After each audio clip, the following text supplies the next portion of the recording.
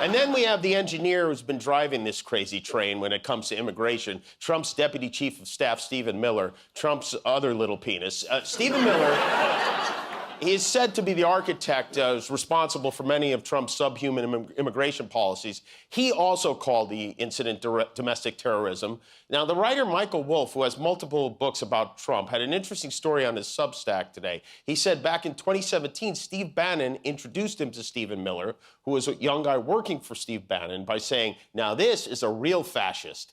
Steve Bannon called him Goebbels. He was the, weirdo at the office.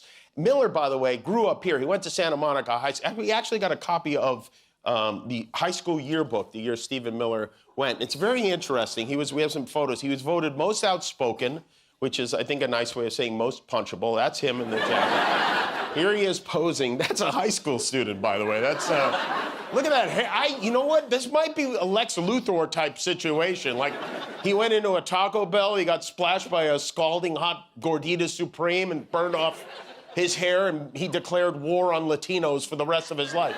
Here is a weird Stephen traveling, alone to the prom. Here he is boldly going where no virgin has gone before.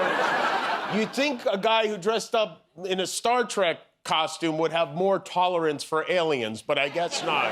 We even found some video from his high school days. Stephen Miller ran for class president in his high school, and this is a speech a child from a wealthy family actually gave his fellow students. Every candidate that's ever been elected has failed to do one important thing. Actually make the year better. But I will. Okay. And here's how. I will say and I will do things that no one else in their right mind would say or do. Let me give you an example. Am I the only one who is sick and tired of being told to pick up my trash? Yes. We have plenty of janitors who are available. That's right. We're going to get a whole year of that. What a lovely young man, huh? Even for 2002, that was apparently too much. And so then when they tried to bring up the next speaker, all of a sudden it was okay to resist the authorities. Next up. Thank you, Stephen. Thank you. Next up, Christina von Hoffman.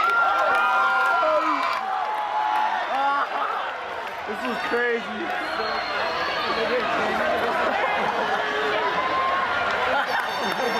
He's like, we have plenty. And they marched him straight to the White House, where he is now.